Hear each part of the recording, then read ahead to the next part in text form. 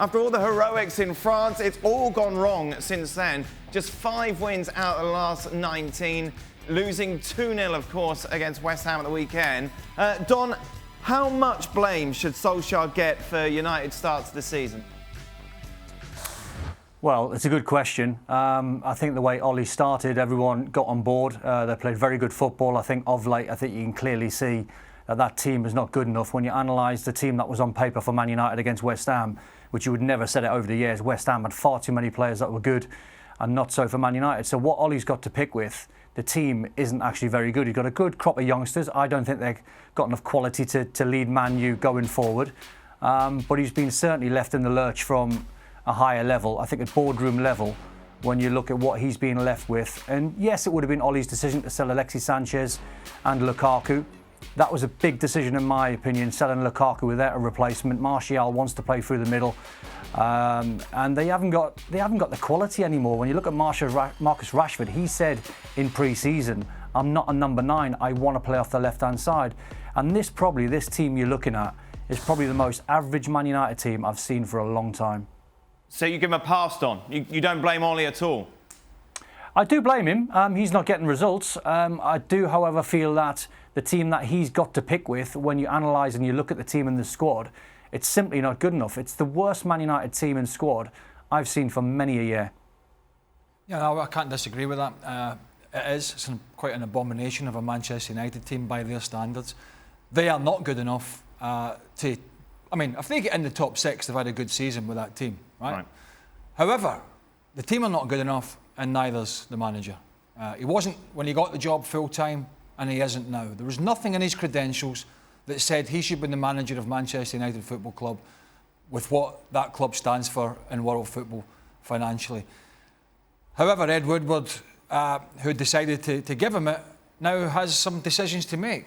The transfer policies have been hopeless. The results have been hopeless. The structure of the club, in terms of the football structure, is still bad. And Mark Ogden wrote a column today in ESPN FC about how they're just about to announce all these big profits again. Yep.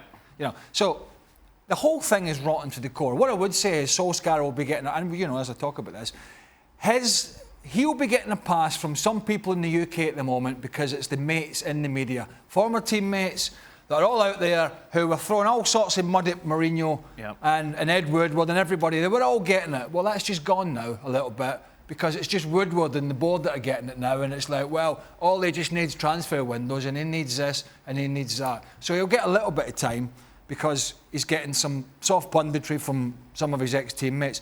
But really and truly, this club, including him, are going nowhere. Your question is about Solskjaer. And so I go back to what you just mentioned, Jose Mourinho. If this was Jose Mourinho and this were the results that Manchester United was getting, then we, right here, sitting on this very desk, would be going crazy about the fact that Jose Mourinho, at this point, deserves to be fired. Ole Gunnar Solskjaer is going to get every break possible. And the reason I say that is because if you're going down the path of youth and a new evolution and a new growth and a new era of Manchester United, well, then what's the point of bringing somebody else right now?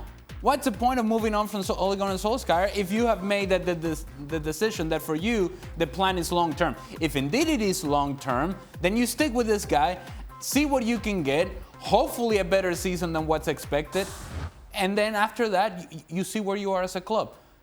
My problem with Manchester United is that I don't think that they have a real commitment to whether this is a youth movement or is this an in-between or we're just hoping for big signings. The direction doesn't seem to be matching the decisions that are being made. And all the while, what's suffering is results out on the field. And out on the field, you cannot hide the shortcomings of this team. Thanks for watching ESPN on YouTube. For more sports highlights and analysis, be sure to download the ESPN app. And for live streaming and premium content, subscribe to ESPN+.